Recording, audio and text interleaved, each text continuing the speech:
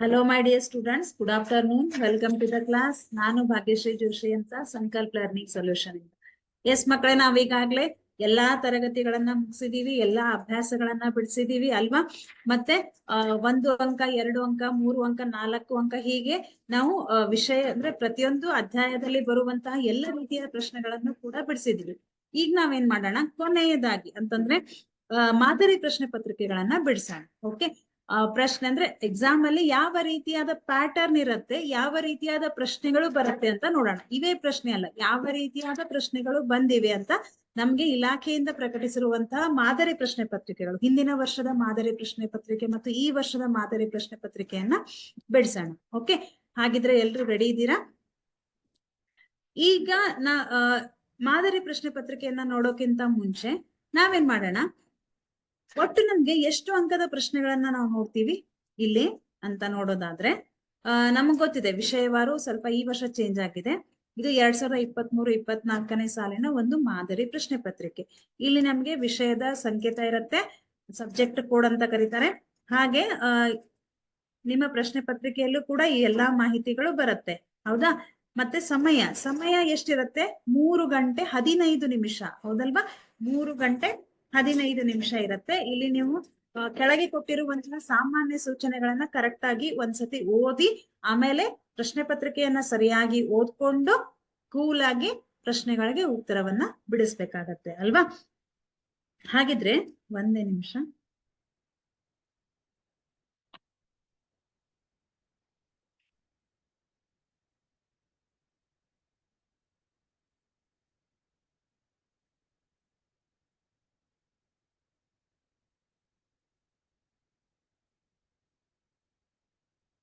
ಒಂದೇ ನಿಮಿಷ.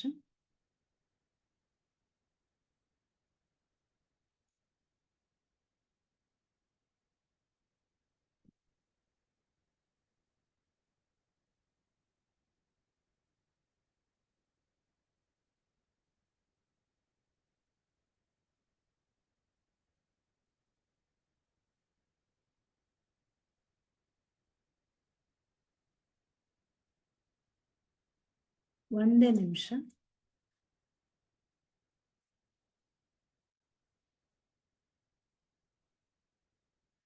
S, so ಇವಾಗ ನಮ್ಗೆ ಎಲ್ಲ ಗೊತ್ತಿರೋ ಹಾಗೆ ಒಟ್ಟು ನಮ್ಗೆ ಎಷ್ಟು ಅಂಕದ ಪ್ರಶ್ನೆಗಳಿರ್ತವೆ? 80 ಮಾರ್ಕ್ಸಿನ ಪ್ರಶ್ನೆ ಪತ್ರಿಕೆ ಇರುತ್ತೆ. ಅದರಲ್ಲಿ ನಮ್ಗೆ ಮಲ್ಟಿಪಲ್ ಚಾಯ್ಸ್ ಕ್ವಶನ್ಸ್ ಅಂದ್ರೆ ಬಹು ಆಯ್ಕೆಯ ಪ್ರಶ್ನೆಗಳು ಎಷ್ಟಿರುತ್ತೆ? 8 ಇರುತ್ತೆ, ಹೌದಾ? 8 ಅಂತಂದ್ರೆ ಇದು 1 ಅಂಕದ ಪ್ರಶ್ನೆಗಳು 8 ಇರುತ್ತೆ. ಹಾಗೆ 1 ಅಂಕದ ಪ್ರಶ್ನೆಗಳು ಅವು ಕೂಡ 8 ಇರುತ್ತೆ. ಹಾಗಿದ್ರೆ 8 ಅಂಕ. 2 ಅಂಕದ ಪ್ರಶ್ನೆಗಳು ಎಷ್ಟಿರುತ್ತೆ? ಅದು ಕೂಡ 8 ಪ್ರಶ್ನೆಗಳಿರುತ್ತೆ. ಪ್ರತಿಯೊಂದು ಪ್ರಶ್ನೆ 2 ಅಂಕದ್ದಾಗಿರುತ್ತೆ. ಹಾಗಿದ್ರೆ ಎಷ್ಟಾಗಿರುತ್ತೆ? 8 × 2 16 ಅಲ್ವಾ? ನೆಕ್ಸ್ಟ್ ಬರೋದು 3 ಅಂಕದ ಪ್ರಶ್ನೆಗಳು, 9 ಪ್ರಶ್ನೆ 77. ಹಾಗೆ 4 ಅಂಕದ ಪ್ರಶ್ನೆಗಳು 4 ಪ್ರಶ್ನೆಗಳಿರುತ್ತೆ.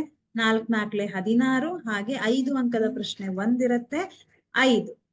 ಓಕೆ, ಸೊ ಎಲ್ಲವನ್ನ ಕೂಡಿಸ್ರಿ ಎಷ್ಟು ಬರುತ್ತೆ ನಮ್ಗೆ? ಎಲ್ಲವೂ ಸೇರಿದ್ರೆ 80 ಬರುತ್ತೆ, ಹೌದಲ್ವಾ? 10, 18, 28, 29, ಕರೆಕ್ಟ್ 80 ಬರುತ್ತೆ ಅಲ್ವಾ? ಸೊ 80 ಅಂಕದ ಪ್ರಶ್ನೆಗಳನ್ನ ನಾವು ಪ್ರಶ್ನೆ ಪತ್ರಿಕೆಯಲ್ಲಿ ನೋಡ್ತೀವಿ. ಇದು 1 ಅಂಕ, 2 ಅಂಕ, 3 ಅಂಕ, 4 ಹಾಗೆ 5 ಅಂಕದ ಪ್ರಶ್ನೆಗಳನ್ನ ಕೂಡ ನಾವು ಇಲ್ಲಿ ನೋಡ್ತೀವಿ. ಹಾಗಿದ್ರೆ ಯಾವ ರೀತಿಯಾದ ಪ್ರಶ್ನೆಗಳು ಬರ್ತವೆ ಅಂತ ಒಂದ್ಸತಿ ಚೆಕ್ ಮಾಡ್ತಾ ಹೋಗೋಣ. ಮೊದಲನೇ ಪ್ರಶ್ನೆ, ಈ ಕೆಳಗಿನ ಪ್ರಶ್ನೆಗಳಿಗೆ ಅಥವಾ ಅಪೂರ್ಣ ಹೇಳಿಕೆಗಳಿಗೆ 4 ಪರ್ಯಾಯ ಉತ್ತರಗಳನ್ನು ನೀಡಲಾಗಿದೆ. ಅವುಗಳಲ್ಲಿ ಸೂಕ್ತವಾದ ಉತ್ತರವನ್ನ ಆರಿಸಿ ಅದರ ಕ್ರಮಾಕ್ಷರದೊಡನೆ ಪೂರ್ಣ ಉತ್ತರವನ್ನ ಬರೆಯಿರಿ ಅಂತ ಹೇಳಿದ್ದಾರೆ. ಏನ್ ಮಾಡ್ತೀವಿ ಇಲ್ಲಿ ನಾವು ಅಂತಂದ್ರೆ, Q ಒಂದು ಧನ ಪೂರ್ಣಾಂಕವಾದಾಗ, 1ನೇ ಪ್ರಶ್ನೆ, Q ಒಂದು ಧನ ಪೂರ್ಣಾಂಕವಾದಾಗ ಯಾವುದೇ ಧನ ಬೆಸ ಸಂಖ್ಯೆ ಅಥವಾ ಬೆಸ ಪೂರ್ಣಾಂಕದ ಸಾಮಾನ್ಯ ರೂಪ ಏನ್ ಬರುತ್ತೆ ಅಂತ ಹೇಳ್ಬೇಕು. ಓಕೆ, ಸಾಮಾನ್ಯ ರೂಪ ಅಂದ್ರೆ ಇಲ್ಲಿ ನಮ್ಗೆ ಬೆಸ ಸಂಖ್ಯೆ ಬರ್ಬೇಕು. 2Q + 1, 2Q ಮೊದಲನೇದೇನಿದೆ? 2Q + 1. ಈಗ ನಾನು Q ನ ಜಾಗದಲ್ಲಿ 1 ಅಂತ ಹಾಕ್ತೀನಿ. 2 1 2 + 1 ಅಂದ್ರೆ 2 + 1 ಮಾಡಿದ್ರೆ 3 ಬರುತ್ತೆ. ಹಾಗೆ 2 ಹಾಕಿದ್ರೆ 2 2 4 + 1 ಅಂತಂದ್ರೆ 5 ಬರುತ್ತೆ. ಅಂದ್ರೆ ಇಲ್ಲಿ ಬರುವಂತಹ ಸಂಖ್ಯೆಗಳು ಬೆಸ ಸಂಖ್ಯೆಗಳಾಗಿರುತ್ತೆ ಅಲ್ವಾ. ಹಾಗೆ ಎರಡನೇದೇನಿದೆ, 2q + 2 ಇದೆ.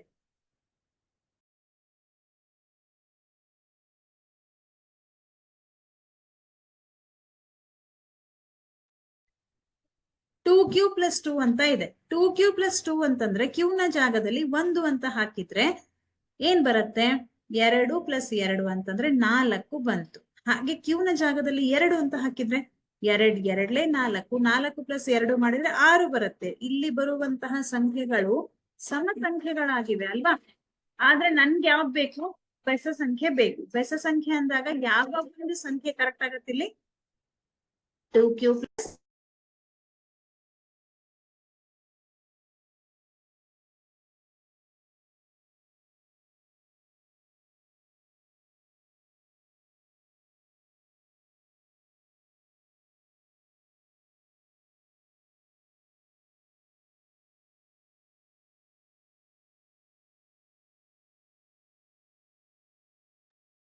2q + 1 ಈ ಒಂದು ರೂಪದಲ್ಲಿ ನಾವು ಸಂಖ್ಯೆಗಳನ್ನ ಹಾಕಿದಾಗ ನಮಗೆ ಧನ ಬೆಸ ಸಂಖ್ಯೆಗಳು ಸಿಗತ್ತೆ ಅಲ್ವಾ.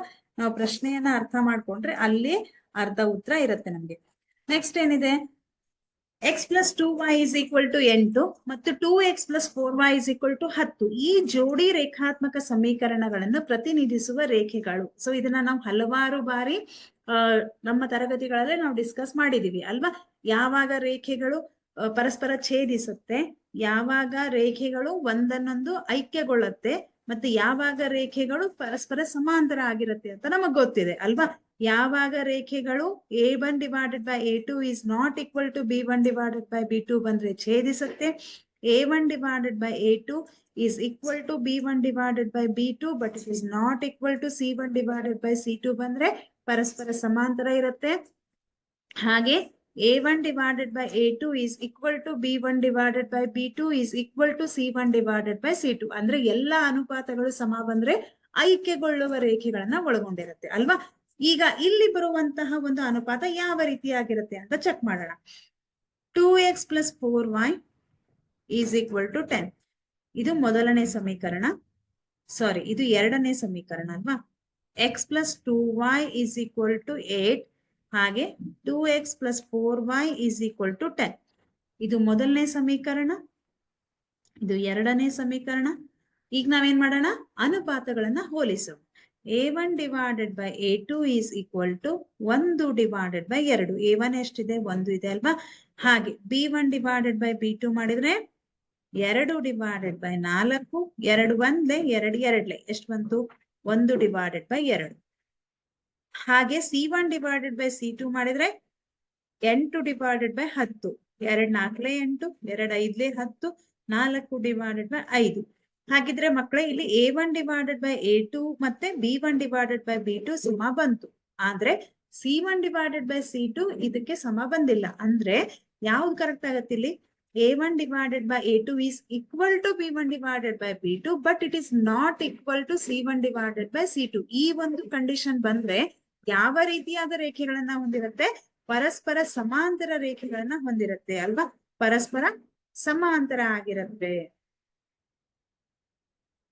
ನೆಕ್ಸ್ಟ್ ಪ್ರಶ್ನೆ ಏನಿದೆ, ಒಂದು ಸಮಾಂತರ ಶ್ರೇಣಿಯ ಮೊದಲ ಪದ a ಮತ್ತು ಸಾಮಾನ್ಯ ವ್ಯತ್ಯಾಸ d ಆದಾಗ ಅದರ n-ನೇ ಪದವು ಏನಾಗಿರುತ್ತೆ. n-ನೇ ಪದ ಅಂತಂದಾಗ ನಾವೇನ್ ಕಂಡುಹಿಡಿಬೇಕು, ಇಲ್ಲಿ an ಅನ್ನ ಕಂಡುಹಿಡಿಬೇಕು ಅಲ್ವಾ. an ಅನ್ನ ಕಂಡುಹಿಡಿಬೇಕಂದ್ರೆ an ನ ಸೂತ್ರವನ್ನ ನಾವು ಬರಿಬೇಕು.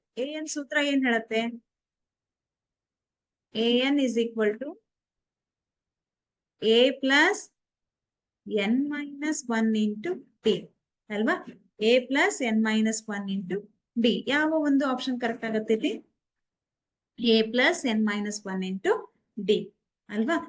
ನೆಕ್ಸ್ಟ್ ಪ್ರಶ್ನೆ, ಇಲ್ಲಿ ನಮ್ಗೆ ಅರ್ಥಮೆಟಿಕ್ ಪ್ರೋಗ್ರೆಷನ್ ಅಂತಂದ್ರೆ ಸಮಾಂತರ ಶ್ರೇಣಿಗಳಲ್ಲಿ an ಸೂತ್ರ ಗೊತ್ತಿರ್ಬೇಕು, ಹಾಗೆ sn ಸೂತ್ರ ಗೊತ್ತಿರ್ಬೇಕು.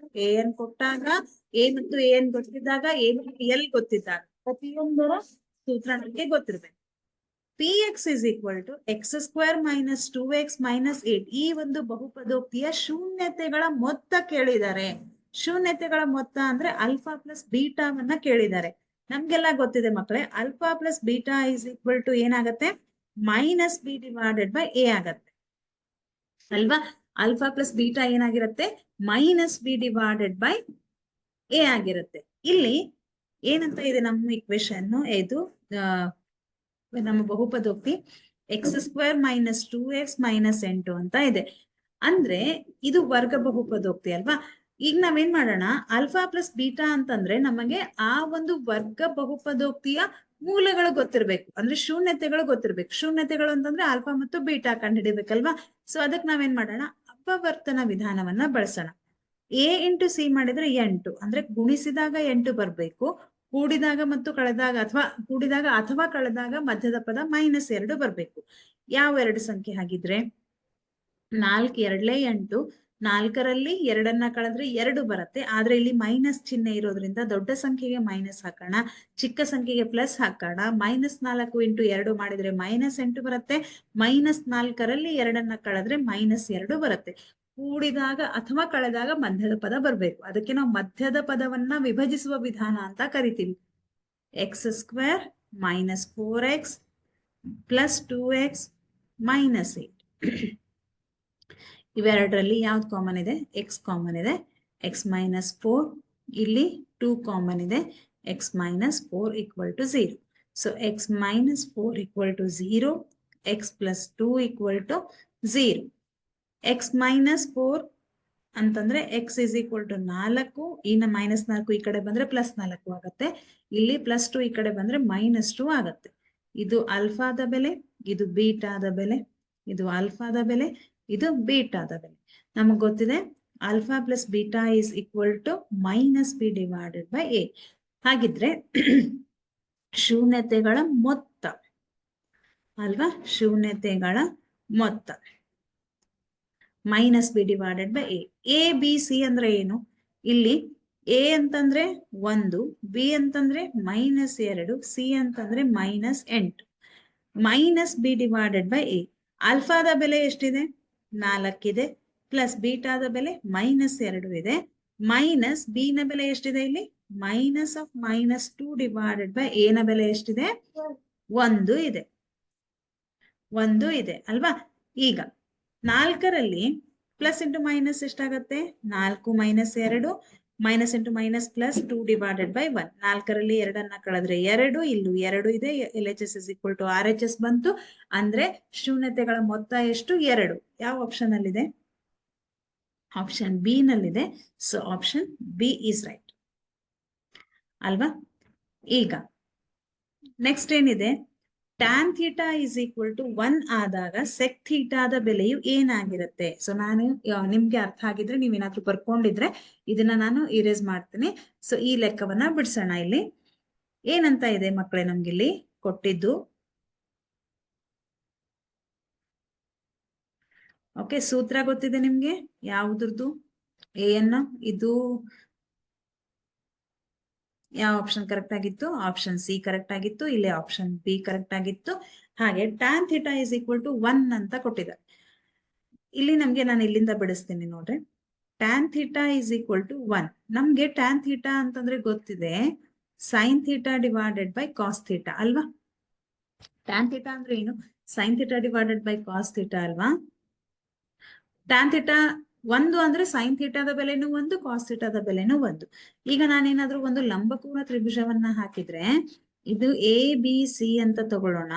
ಇಲ್ಲಿ ಕೋನ ಉಂಟಾಗಿದೆ ಅಂತಂದ್ರೆ ಇದು ಆಂಗಲ್ ಬಿ, ಅಂದ್ರೆ ಇಲ್ಲಿ 90 ಡಿಗ್ರಿ ಇದೆ. ಈಗ ಈ ಕೋನಕ್ಕೆ ಅಭಿಮುಖವಾಗಿರೋದು ಅಭಿಮುಖ ಬಾಹು ಅಲ್ವಾ. ಇಲ್ಲಿ ಕೋನ ಮತ್ತು 90 ಡಿಗ್ರಿ ಇದೆ. ಇದು ಪಾರ್ಶ್ವ ಬಾಹು, ಇದು ವಿಕರ್ಣ. ಓಕೆ. ಇವಾಗ ಸೈನ್ ಥೀಟಾ ಅಂತ ನಾನು ಬರ್ಕೊಂಡ್ರೆ ಏನಂತ ಬರುತ್ತೆ, ಅಭಿಮುಖ ಬಾಹು ಡಿವೈಡೆಡ್ ಬೈ ವಿಕರ್ಣ. ಅಭಿಮುಖ ಬಾಹು ಎ ಬಿ ಇದೆ, ವಿಕರ್ಣ ಯಾವುದು ಎ ಸಿ ಇದೆ ಅಲ್ವಾ.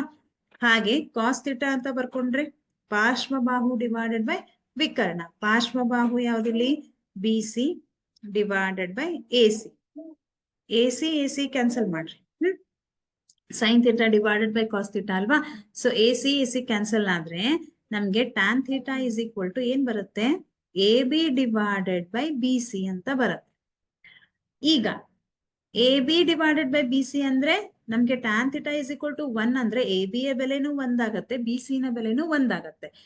ಒಂದು ಇವೆರಡರ ಬೆಲೆಯನ್ನ ಉಪಯೋಗಿಸ್ಕೊಂಡು ವಿಕರ್ಣದ ಅಳತೆಯನ್ನ ಕಂಡುಹಿಡಿಯೋಣ. ಹೇಗೆ?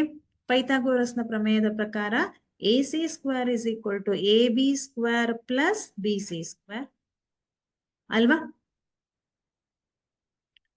A C square is equal to, ಒಂದೇ ನಿಮಿಷ,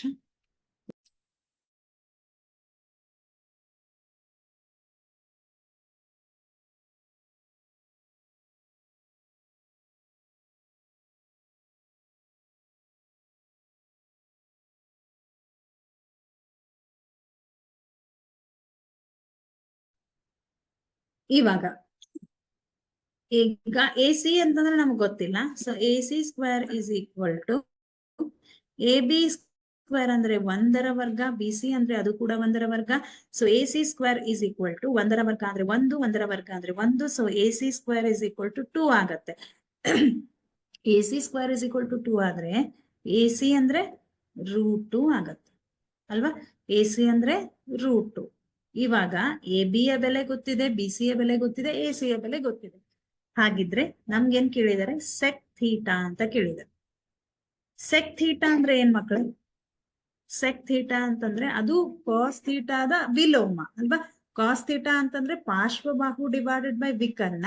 ಸೆಕ್ ಥೀಟಾ ಅಂದ್ರೆ ವಿಕರ್ಣ ಡಿವೈಡೆಡ್ ಬೈ ಪಾರ್ಶ್ವಬಾಹು. ವಿಕರ್ಣ ಡಿವೈಡೆಡ್ ಬೈ ಪಾರ್ಶ್ವಬಾಹು ಅಲ್ವಾ? ವಿಕರ್ಣ ಡಿವೈಡೆಡ್ ಬೈ ಪಾರ್ಶ್ವಬಾಹು. ವಿಕರ್ಣ ಯಾವ್ದಿಲ್ಲಿ? A C. ಪಾರ್ಶ್ವಬಾಹು ಯಾವುದು? B C. ಎ ಸಿ ಅಳತೆ ಎಷ್ಟಿದೆ? √2 ಇದೆ. ಬಿ ಸಿ ಅಳತೆ 1 ಇದೆ. ಸೊ √2 ಡಿವೈಡೆಡ್ ಬೈ 1 ಅಂತಂದ್ರೆ ಅದೇನಾಗತ್ತೆ? √2 ಆಗುತ್ತೆ. ಹಾಗಿದ್ರೆ ಸೆಕ್ ಥೀಟಾದ ಬೆಲೆ ಏನಾಗಿರುತ್ತೆ? √2 ಆಗತ್ತೆ. ಈಸಿ ಇದೆ ಅಲ್ವಾ? √2 ಆಗಿರುತ್ತೆ. ಇದೇ ತರಹ ಇನ್ನೊಂದು ಪ್ರಶ್ನೆಯನ್ನ ಬಿಡಿಸೋಣ. ಚಿತ್ರದಲ್ಲಿ ಕೊಟ್ಟಿರುವ ತ್ರಿಭುಜ ಪಿ ಕ್ಯೂ ಆರ್ ಗೆ ಸರಿ ಹೊಂದುವ ಸಂಬಂಧ. ಇದು ನಮ್ಗೆ ಈ ವರ್ಷ ಪೋರ್ಷನ್ ಅಲ್ಲಿ ಇಲ್ಲ, ಆದ್ರೂ ಕೂಡ ನಾವೇನ್ ಮಾಡೋಣ, ಇದು ನಮ್ಗೆ ಗೊತ್ತಿದೆ. ಓಕೆ, ಯಾಕಂದ್ರೆ ನಾವು ಹಲವಾರು ಬಾರಿ ಇದನ್ನ ಹೇಳ್ತಾನೆ ಇರ್ತೀವಿ. ಗೊತ್ತಿದೆ ಏನಂತಂದ್ರೆ, ಇಲ್ಲಿ ನಮ್ಗೆ ಲಂಬಕೋನ ಎಲ್ಲಿ ಉಂಟಾಗಿದೆ? ತ್ರಿಭುಜದಲ್ಲಿ ಆರ್ ನಲ್ಲಿ ಉಂಟಾಗಿದೆ ಅಲ್ವಾ? ಆರ್ ನ ವಿರುದ್ಧವಾಗಿ ಅಂದ್ರೆ ಅಭಿಮುಖವಾಗಿರುವಂತಹ ಬಾಹುವಿಗೆ ನಾವೇನಂತ ಹೇಳ್ತೀವಿ? ವಿಕರ್ಣ ಅಂತ ಹೇಳ್ತೀವಿ ಅಲ್ವಾ? ಇಲ್ಲಿ ವಿಕರ್ಣ ಗೊತ್ತಿದೆ, ಮತ್ತೆ ಲಂಬಕೋನ ತ್ರಿಭುಜ ಇದ್ದಾಗ ನಾವು ಇಲ್ಲಿ ಪೈಥಾಗೋರಸ್ನ ಪ್ರಮೇಯವನ್ನ ಬಳಸ್ತೀವಿ. ಪೈಥಾಗೋರಸ್ನ ಪ್ರಮೇಯದ ಪ್ರಕಾರ ವಿಕರ್ಣದ ಮೇಲಿನ ವರ್ಗವು ಉಳಿದೆರಡು ಬಾಹುಗಳ ವರ್ಗಗಳ ಮೊತ್ತಕ್ಕೆ ಸಮನಾಗಿರುತ್ತೆ. ವಿಕರ್ಣ ಯಾವ್ದಿಲ್ಲಿ? ಪಿ ಕ್ಯೂ ಸ್ಕ್ವೇರ್ ಇದೇನಾಗಿರುತ್ತೆ? P R square plus Q R square ಗೆ ಸಮ ಇರುತ್ತೆ. ಹಾಗಿದ್ರೆ ಯಾವ ಒಂದು ಆಪ್ಷನ್ ಕರೆಕ್ಟ್ ಇಲ್ಲಿ? Option A is right. Next, ತ್ರಿಜ್ಯ ಆರ್ ಮತ್ತು ಎತ್ತರ ಎಚ್ ಆಗಿರುವ ಶಂಕುವಿನ ಘನಫಲ. ಸೊ ಸಿಲಿಂಡರ್ ಇರ್ಬೋದು, ಶಂಕು ಇರ್ಬೋದು, ಗೋಳ, ಅರ್ಧಗೋಳ, ಆಮೇಲೆ ಫಸ್ಟ್ ಯಾವ್ದು? ಘನ ಮತ್ತೆ ಆಯತ ಘನ. ಇದರ ಘನಫಲ ಇರ್ಬೋದು, ಆಮೇಲೆ ಪೂರ್ಣ ಮೇಲ್ಮೈ ವಿಸ್ತೀರ್ಣ, ಪಾರ್ಶ್ವ ಮೇಲ್ಮೈ ವಿಸ್ತೀರ್ಣ, ಎಲ್ಲವುದರ ಸೂತ್ರವನ್ನ ಪರ್ಫೆಕ್ಟ್ ಆಗಿ ಮಾಡ್ರಿ. ಯಾವ್ದಾದ್ರು ಒಂದು ಸೂತ್ರ ಡೆಫಿನೆಟ್ ಆಗಿ ಕೇಳ್ತಾರೆ. ಸೊ ಇಲ್ಲಿ ಯಾವ್ದು ಕೇಳಿದ್ದಾರೆ? ಶಂಕುವಿನ ಘನಫಲ ಯಾವ್ದಾಗತ್ತೆ ಇಲ್ಲಿ? ಪೈ ಆರ್ ಸ್ಕ್ವೇರ್ ಎಚ್ ಆಗತ್ತಾ? 2π r h ಆಗತ್ತಾ? 2/3π r ಸ್ಕ್ವೇರ್ ಎಚ್ ಆಗತ್ತಾ? ಅಥವಾ 1/3π r ಸ್ಕ್ವೇರ್ ಎಚ್ ಆಗತ್ತಾ? ಯಾವ ಆಪ್ಷನ್ ಕರೆಕ್ಟ್ ಆಗತ್ತೆ? 1/3π r ಸ್ಕ್ವೇರ್ ಎಚ್ ಆಗತ್ತೆ. ನೆಕ್ಸ್ಟ್, ಇದು ಸ್ವಲ್ಪ ಇಸ್ ಈಕ್ವಲ್ ಟು √3. ಎಲ್ಲವುದರ ಬೆಲೆಯನ್ನ ನಮ್ಗೆ ಕೊಟ್ಟಿದ್ದಾರೆ. ಏನಂತ? A B is equal to √3 ಮಾನಗಳು, ಬಿ ಸಿ 1 ಮಾನ, ಎ ಸಿ 2 ಮಾನಗಳು, ಮತ್ತು angle A C B is equal to theta. ಅಂದ್ರೆ ಏನ್ ಮಕ್ಕಳೇ? ಸಿ ನಲ್ಲಿ ಥೀಟಾ ಇದೆ ಅಂತ ಅರ್ಥ. ಆಂಗಲ್ ಎಲ್ಲಿ ಉಂಟಾಗಿದೆ? ಈಗ ಥೀಟಾನಲ್ಲಿ. ಥೀಟಾ ಎಲ್ಲಿದೆ ಅದರ ಆಧಾರದ ಮೇಲೆ ನಾವು ಯಾವುದು ಅಭಿಮುಖ, ಯಾವುದು ಪಾರ್ಶ್ವಬಾಹು, ಯಾವುದು ವಿಕರ್ಣ ಅಂತ ನಾವು ಹೇಳ್ತೀವಿ ಅಲ್ವಾ? ಈಗ ಇಲ್ಲಿ ಲಂಬಕೋನ ಇದೆ, ಇಲ್ಲಿ ಥೀಟಾ ಇದೆ. ಹಾಗಿದ್ರೆ ಥೀಟಾಗೆ ಅಭಿಮುಖವಾಗುವುದು ಅಭಿಮುಖ ಬಾಹು. ಈ ಒಂದು ತ್ರಿಭುಜದಲ್ಲಿ ಇದು ಅಭಿಮುಖ ಬಾಹು ಅಲ್ವಾ? ಯಾವುದು? A B. ಎಲ್ಲಿ ಥೀಟಾ ಮತ್ತು 90 ಡಿಗ್ರಿ ಇದೆ ಅದು ಪಾರ್ಶ್ವಬಾಹು. 90 ಡಿಗ್ರಿಗೆ ಎದುರಿಗಿರುವಂತಹ ಬಾಹು ವಿಕರ್ಣ ಅಲ್ವಾ? ಹಾಗಿದ್ರೆ ನಮ್ಗೆ ಥೀಟಾದ ಬೆಲೆ ಕೊಟ್ಟಿದ್ದಾರೆ. ಅಂದ್ರೆ ಪ್ರತಿ ಸತಿ ನಮ್ಗೆ ಯಾವುದಾದ್ರೂ ಒಂದು ಅಂದ್ರೆ ಕೊಡ್ತಿದ್ರು ಸೈನ್ ಥೀಟಾದ ಬೆಲೆ ಕಂಡಿರಿ, ಕಾಸ್ ಥೀಟಾ ಅಥವಾ tan theta, sec theta, cot theta. But ಇಲ್ಲಿ ಕೇವಲ ಥೀಟಾದ ಬೆಲೆ ಕೊಟ್ಟಿದ್ದಾರೆ. ಅಂದ್ರೆ ನಾವೇನ್ ಮಾಡೋಣ, sine theta is equal to ಏನಾಗತ್ತೆ ನೋಡೋಣ. Sine theta is equal to ಅಭಿಮುಖ ಬಾಹು ಡಿವೈಡೆಡ್ ಬೈ ವಿಕರ್ಣ. ಇಲ್ಲಿ ಅಭಿಮುಖ ಯಾವುದು? A B. A B divided by A C. A B ಯ ಬೆಲೆ ಎಷ್ಟಿದೆ? √3 ಡಿವೈಡೆಡ್ ಬೈ 2. √3/2 ಅಂತಂದ್ರೆ ಅದು 60 ಡಿಗ್ರಿ ಆಗುತ್ತೆ. Sine 60 degree is equal to √3/2. Then cos theta. Cos theta ಅಂತಂದ್ರೆ ಪಾರ್ಶ್ವಬಾಹು ಡಿವೈಡೆಡ್ ಬೈ ವಿಕರ್ಣ. ಪಾರ್ಶ್ವಬಾಹು ಯಾವ್ದಿಲ್ಲಿ? B C. ವಿಕರ್ಣ ಯಾವುದು? A C. ಬಿ ಸಿ ಯ ಅಳತೆ 1 ಇದೆ, ವಿಕರ್ಣ ಎ ಸಿ ಅಳತೆ 2 ಇದೆ. ಸೊ 1/2 ಅಂತಂದ್ರೆ theta is equal to 60 degree. Cos 60 degree ಅಂತಂದ್ರೆ 1/2. ಹಾಗೆ ಟ್ಯಾನ್ ಥೀಟಾ. ಟ್ಯಾನ್ ಥೀಟಾ ಅಂತಂದ್ರೆ ಪಾರ್ಶ್ವಬಾಹು, ಅಭಿಮುಖ ಬಾಹು ಡಿವೈಡೆಡ್ ಬೈ ಪಾರ್ಶ್ವಬಾಹು. ಅಭಿಮುಖ ಬಾಹು ಎ ಬಿ, ಪಾರ್ಶ್ವಬಾಹು ಬಿ ಸಿ. ಸೊ √3/1. √3/1 ಅಂತಂದ್ರೆ √3. √3 ಅಂತಂದ್ರೆ ಟ್ಯಾನ್ 60 ಡಿಗ್ರಿ. ಹಾಗಿದ್ರೆ ಕರೆಕ್ಟ್ ಆಗಿ ಅಬ್ಸರ್ವ್ ಮಾಡ್ರಿ, ಇಲ್ಲೂ 60 ಡಿಗ್ರಿ, ಇಲ್ಲೂ 60 ಡಿಗ್ರಿ, ಇಲ್ಲೂ 60 ಡಿಗ್ರಿ. ಅಂದ್ರೆ ಥೀಟಾದ ಬೆಲೆ ಎಷ್ಟಾಗತ್ತೆ? 60 ಡಿಗ್ರಿ. ಸೊ ಆಪ್ಷನ್ ಅಲ್ಲಿ ಇದೆನಾ? Yes, it is there. So option B is right. Next, ಈ ಕೆಳಗಿನ ಪ್ರಶ್ನೆಗಳಿಗೆ ಉತ್ತರಿಸಿ. ಏನಂತ ಇದೆ? ಈಗ ನಾವು ಮಲ್ಟಿಪಲ್ ಚಾಯ್ಸ್ ಕ್ವೆಶ್ಚನ್ಸ್ ಅನ್ನ ಮುಗಿಸಿದೀವಿ. 1 ಅಂಕದ ಪ್ರಶ್ನೆಗಳನ್ನ ಬಿಡಿಸೋಣ. ಯಾವ ರೀತಿ ಬರುತ್ತೆ 1 ಅಂಕದ ಪ್ರಶ್ನೆಗಳು ಅಂತ ನೋಡೋಣ. 2 ಸಂಖ್ಯೆಗಳ ಮ, ಸ, ಅ ಮತ್ತು ಲ, ಸ, ಅಗಳು ಕ್ರಮವಾಗಿ 4 ಮತ್ತು 60 ಆಗಿವೆ. ಒಂದು ಸಂಖ್ಯೆ 12 ಆದರೆ ಇನ್ನೊಂದು ಸಂಖ್ಯೆಯನ್ನ ಕಂಡುಹಿಡಿಯಿರಿ. ಇಲ್ಲಿ ನಮ್ಗೆ ಮ, ಸ, ಅ ಕೊಟ್ಟಿದ್ದಾರೆ. ಮ, ಸ, ಅ ವನ್ನ ಕೊಟ್ಟಿದ್ದಾರೆ. ಎಷ್ಟಂತ? 4 ಅಂತ. ಲ, ಸ, ಅ 60. ಹಾಗೆ ಒಂದು ಸಂಖ್ಯೆ ಅಂದ್ರೆ ಎ ಯನ್ನ ಕೊಟ್ಟಿದ್ದಾರೆ 12, ಇನ್ನೊಂದು ಸಂಖ್ಯೆ ಬಿ ಯನ್ನ ಕೊಟ್ಟಿಲ್ಲ. ಅದನ್ನ ನಾವು ಕಂಡುಹಿಡಿಬೇಕು. ನಮ್ಗೆ ಸೂತ್ರ ಗೊತ್ತಿದೆ.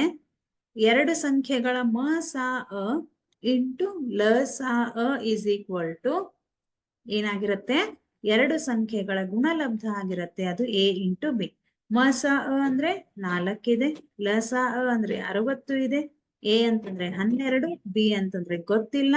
ಇವಾಗ ಈ 12ನ ಈ ಕಡೆ ಶಿಫ್ಟ್ ಮಾಡಿದ್ರೆ B is equal to 4 into 60 divided by 12. 12 1 12 5 60. So B is equal to 20. ಎಷ್ಟು ಬರುತ್ತೆ? B is equal to 20. ಇನ್ನೊಂದು ಸಂಖ್ಯೆ ಬಿ ಎಷ್ಟಾಯ್ತು? 20. ನೆಕ್ಸ್ಟ್ ಏನಿದೆ? G of P is equal to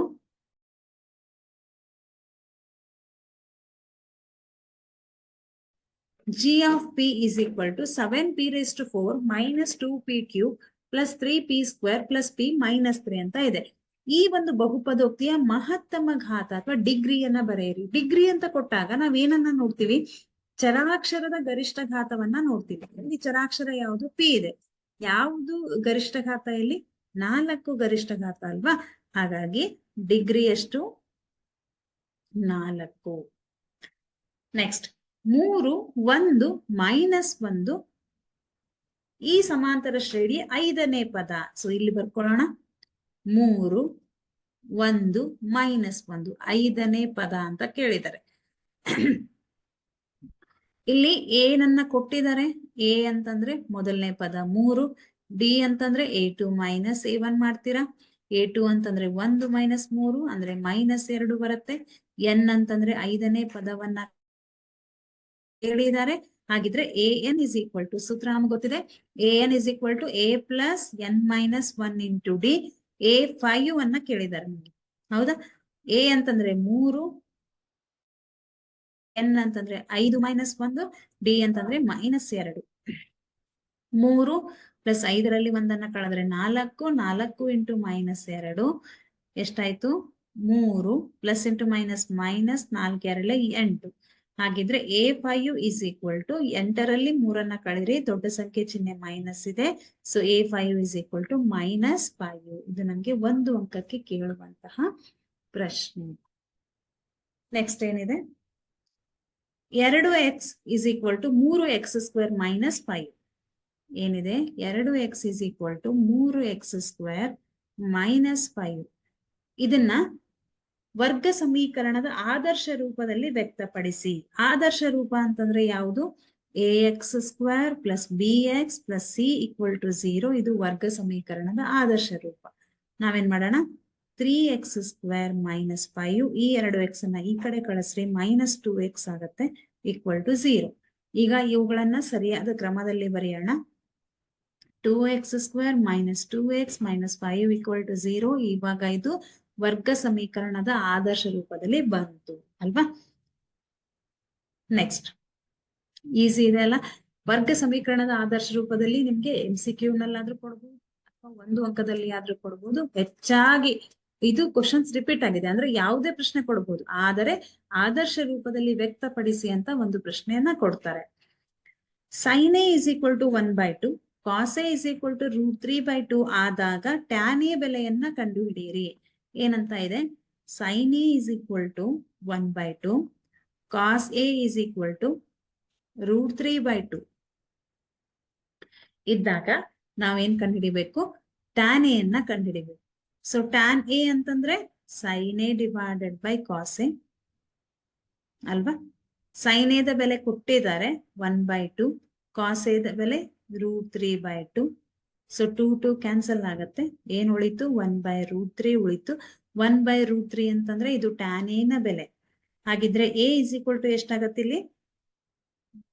1/√3 ಅಂದ್ರೆ 30 ಡಿಗ್ರಿ. tan 30 ಡಿಗ್ರಿ ಅಂತಂದ್ರೆ 1/√3 ಅಲ್ವಾ? ನೆಕ್ಸ್ಟ್, ಒಂದು ಕುಂದಿಲ್ಲದ ನಾಣ್ಯವನ್ನು ಒಂದು ಬಾರಿ ಚಿಮ್ಮಿದಾಗ ಶಿರವನ್ನು ಪಡೆಯುವ ಸಂಭವನೀಯತೆಯನ್ನ ಕಂಡುಹಿಡಿಯಿರಿ. ಎಸ್ ಮಕ್ಕಳೇ, ನಮ್ಗೆ ಇಲ್ಲಿ ಒಂದು ನಾಣ್ಯ ಇದೆ, ಒಂದು ಬಾರಿ ಚಿಮ್ತಾ ಇದೆ, ಹೌದಾ? ಹಾಗಿದ್ರೆ ಒಂದು ಬಾರಿ ಚಿಮ್ಮಿದಾಗ ನಾಣ್ಯವನ್ನು ಒಂದು ಬಾರಿ ಚಿಮ್ಮಿದಾಗ ದೊರೆಯುವಂತಹ ಫಲಿತಾಂಶಗಳ ಸಂಖ್ಯೆ ಎಷ್ಟು? 2. ಎಷ್ಟು ಫಲಿತಾಂಶ ಸಿಗತ್ತೆ? ಒಂದು ಶಿರ ಸಿಗತ್ತೆ, ಒಂದು ಪುಚ್ಛ ಸಿಗತ್ತೆ. ಅದನ್ನ ಬಿಟ್ಟು ಏನಾದ್ರೂ ಬೇರೆ ಸಿಗತ್ತಾ? ಇಲ್ಲ. ನಾಣ್ಯವನ್ನು ಒಂದು ಬಾರಿ ಚಿಮ್ಮಿದಾಗ ದೊರೆಯುವ ಫಲಿತಾಂಶಗಳು, ಇದನ್ನ ನಾವೇನಂತ ಹೇಳ್ತೀವಿ? ಒಟ್ಟು ಫಲಿತಾಂಶಗಳು. ದೊರೆಯುವ ಫಲಿತಾಂಶಗಳು ಎಷ್ಟು? 2 ಅಲ್ವಾ? ಯಾವ್ಯಾವುದು? ಹೆಡ್ ಅಂಡ್ ಟೇಲ್, ಶಿರ ಮತ್ತು ಪುಚ್ಛ. ಎಷ್ಟಾಗತ್ತೆ? 2. ಇದನ್ನ ನಾವು n(s) ಅಂತ ಹೇಳೋಣ. ಒಟ್ಟು ಫಲಿತಾಂಶಗಳು. ಶಿರವನ್ನು ಪಡೆಯುವ ಸಂಭವನೀಯತೆ. ಎಷ್ಟು ಶಿರಗಳಿವೆ ಇಲ್ಲಿ? ಶಿರವನ್ನು ಪಡೆಯುವ ಸಂಭವನೀಯತೆ ಎಷ್ಟು ಶಿರಗಳನ್ನ ನಾವು ಪಡೆದಿದ್ದೀವಿ ಇಲ್ಲಿ? ಅಂದ್ರೆ ಒಂದು ಶಿರ ಮಾತ್ರ ಇದೆ. ಆ ಒಂದು ಶಿರವನ್ನ ಪಡೆಯುವ ಸಂಭವನೀಯತೆಯನ್ನ ಕಂಡುಹಿಡಿಬೇಕು. ಸಂಭವನೀಯತೆ ಅಂದ್ರೆ n(e) = ಎಷ್ಟಿದೆ? 1. ಹೌದಾ? ಎಷ್ಟು ಶಿರ ಇದೆ? ಒಂದೇ ಒಂದು ಶಿರ, ಒಂದು ಪುಚ್ಛ. ಹಾಗಿದ್ರೆ ಶಿರ ಬೇಕು ಅಲ್ವಾ? 1. ಸೊ P(e) = ಸೂತ್ರ ಗೊತ್ತಿದೆ ನಮ್ಗೆ. ಅನುಕೂಲಿಸುವ ಫಲಿತಗಳ ಸಂಖ್ಯೆ divided by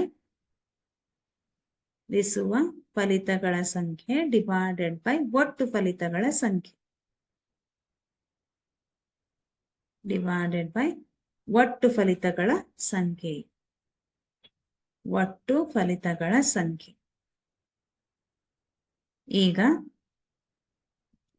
P(e) = n(e) / n(s) ಅಲ್ವಾ? n(e) ಎಷ್ಟಿದೆ? 1 ಇದೆ.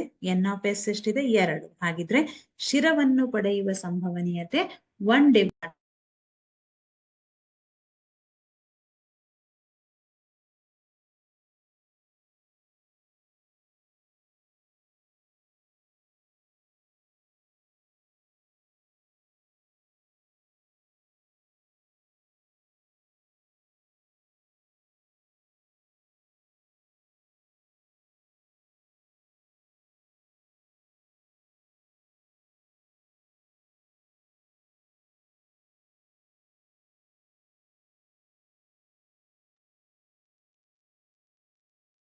ಎಸ್, ಅರ್ಥ ಆಯ್ತು ಅಲ್ವಾ? ಹಾಗಿದ್ರೆ ಇವು ನಮ್ಗೆ 1 ಅಂಕದ ಪ್ರಶ್ನೆ. ಹಾಗಿದ್ರೆ ಮುಂದಿನ ಪ್ರಶ್ನೆಯನ್ನ ನೋಡೋಣ. 1 ಅಂಕದ ಪ್ರಶ್ನೆ ಏನಂತ 14ವರೆಗೂ ಪ್ರಶ್ನೆಯನ್ನ ಬಿಡಿಸಿದೀವಿ. 15ನೇ ಪ್ರಶ್ನೆಯನ್ನ ನಾವೀಗ ಬಿಡ್ಸೋಣ. ಏನಂತ ಇದೆ? ಕೊಟ್ಟಿರುವ ಚಿತ್ರದಲ್ಲಿ angle A O B is equal to 2APB ಅಲ್ವಾ? Angle A O B is equal to 2APB. ಈಗ ನಾವೇನ್ ಮಾಡೋಣ, ಆಂಗಲ್ ಎ ಪಿ ಬಿ ಅಂತ ಕೇಳಿದಾರೆ ಅಲ್ವಾ? Angle A P B is equal to X ಅಂತ ತಗೊಳ್ಳೋಣ. Okay, angle A P B ಏನಾಗಿರಲಿ, ಎಕ್ಸ್ ಆಗಿರಲಿ. ಹಾಗಿದ್ರೆ ಆಂಗಲ್ ಎ ಒ ಬಿ ಏನಾಗಿರುತ್ತೆ, 2APB ಅಂತಂದ್ರೆ ಎ ಪಿ ಬಿ ಅನ್ನ ಎಕ್ಸ್ ಅಂತ ತಗೊಂಡಿದೀವಿ. ಸೊ ಎ ಒ ಬಿ ಏನಾಗಿರುತ್ತೆ, 2x ಆಗಿರುತ್ತೆ.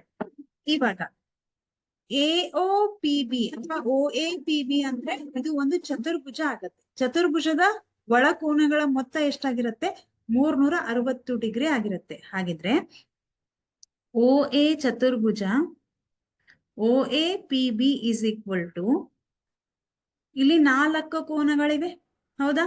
ಈಗ ಒ ಎ ಮತ್ತು ಒ ಬಿಗಳು ಒಂದೇ ವೃತ್ತದ ತ್ರಿಜ್ಯಗಳು. ಈ ತ್ರಿಜ್ಯ ಸ್ಪರ್ಶಕದ ಜೊತೆಗೆ ಒಂದು 90 ಡಿಗ್ರಿ ಕೋನವನ್ನ ಉಂಟು ಮಾಡುತ್ತೆ ಅಲ್ವಾ? ಹಾಗಿದ್ರೆ angle O A P is equal to angle O P P is equal to ಎಷ್ಟಾಗಿರುತ್ತೆ, 90 ಡಿಗ್ರಿ ಆಗಿರುತ್ತೆ. ಇವಾಗ ಯಾವ್ಯಾವ ಕೋನಗಳು, O A P plus O B P plus A O B plus angle A P B. A O P ಅಂತಂದ್ರೆ 90 degree, ಒ B P ಅಂತಂದ್ರೆ 90 degree, A O B ಅಂತಂದ್ರೆ 2x, ನೋಡಿ ಇಲ್ಲಿ 2x ಅಲ್ವಾ? ಹಾಗೆ ಎ ಪಿ ಬಿ ಅಂತಂದ್ರೆ X ಅಂತ ತಗೊಂಡಿದೀವಿ. ಒಳಕೋನಗಳ ಮೊತ್ತ 360 ಡಿಗ್ರಿ ಅಲ್ವಾ? So 360 degree is equal to 90 plus 90 ಅಂದ್ರೆ 180 ಡಿಗ್ರಿ, 2x ಪ್ಲಸ್ ಎಕ್ಸ್ ಅಂದ್ರೆ 3x. ಈ 180ನ ಈ ಕಡೆ ಶಿಫ್ಟ್ ಮಾಡಿದ್ರೆ 3x is equal to 360 degree minus 180 degree. So 3x is equal to 180 degree. x is equal to 180 degree divided by 3 ಮಾಡ್ತೀರಾ, 3 1 3 6. ಹಾಗಿದ್ರೆ x ನ ಬೆಲೆ ಎಷ್ಟು ಬರುತ್ತೆ, 60 ಡಿಗ್ರಿ. x ಅಂದ್ರೆ ಆಂಗಲ್ ಎ ಪಿ ಬಿ ಅಂತ ತಗೊಂಡಿದೀವಿ. ಹಾಗಿದ್ರೆ ಎ ಪಿ ಬಿ ಯ ಬೆಲೆ ಎಷ್ಟಾಗತ್ತೆ, 60 ಡಿಗ್ರಿ ಅಲ್ವಾ? ಆಂಗಲ್ ಎ ಪಿ ಬಿ ಯ ಬೆಲೆ 60 ಡಿಗ್ರಿ. ಈಗ ಮುಂದಿನ ಪ್ರಶ್ನೆಯನ್ನ ನೋಡೋಣ. ಚಿತ್ರದಲ್ಲಿ ಕೊಟ್ಟಿರುವ ಶಂಕುವಿನ ಭಿನ್ನಕದ, ಒಂದೇ ನಿಮಿಷ,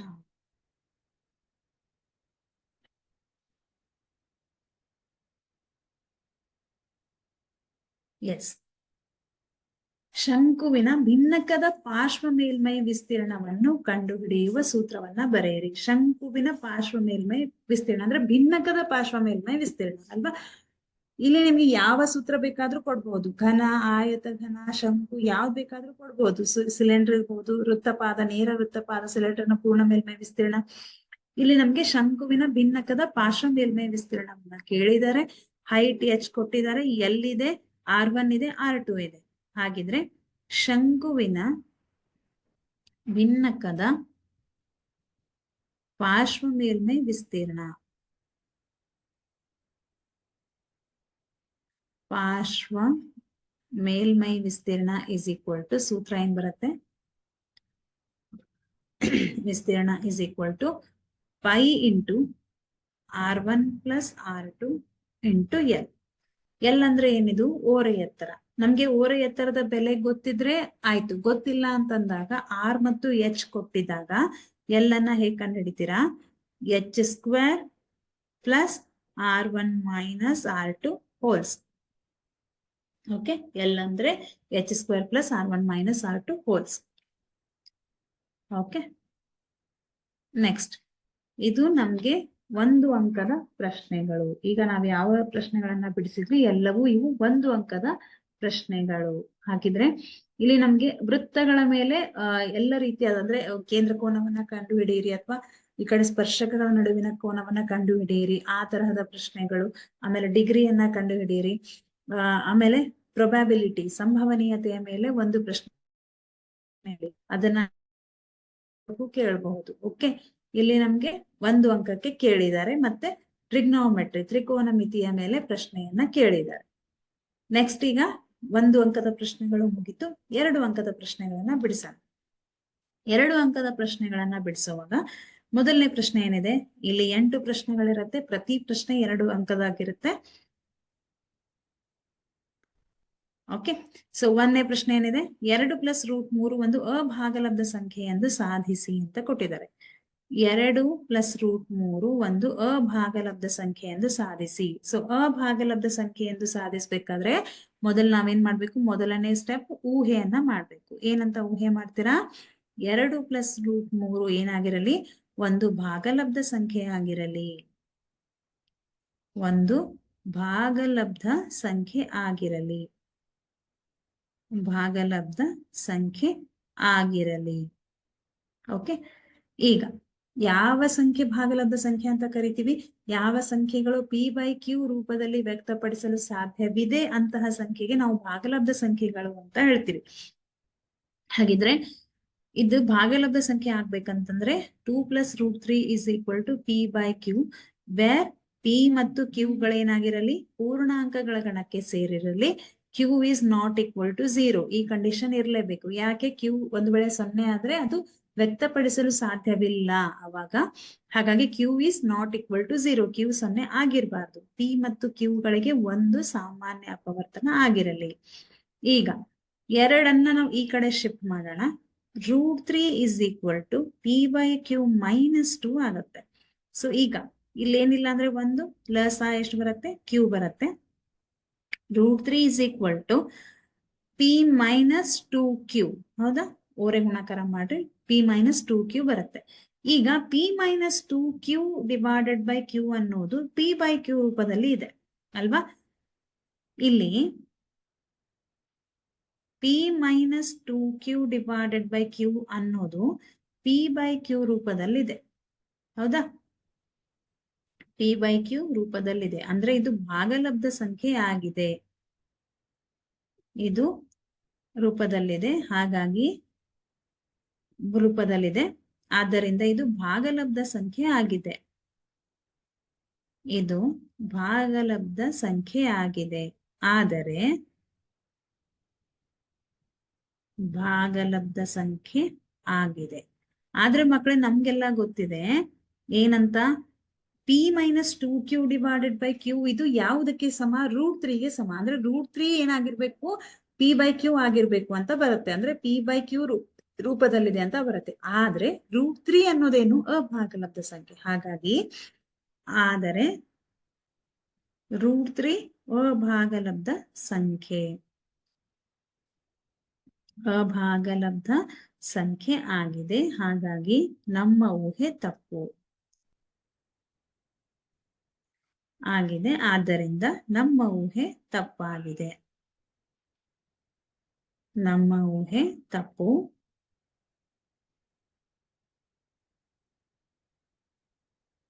ತಪ್ಪು. 2 + √3 ಏನಾಗಿದೆ, ಇದು ಒಂದು ಅಭಾಗಲಬ್ಧ ಸಂಖ್ಯೆ ಆಗಿದೆ, ಅಭಾಗಲಬ್ಧ ಸಂಖ್ಯೆ ಆಗಿದೆ.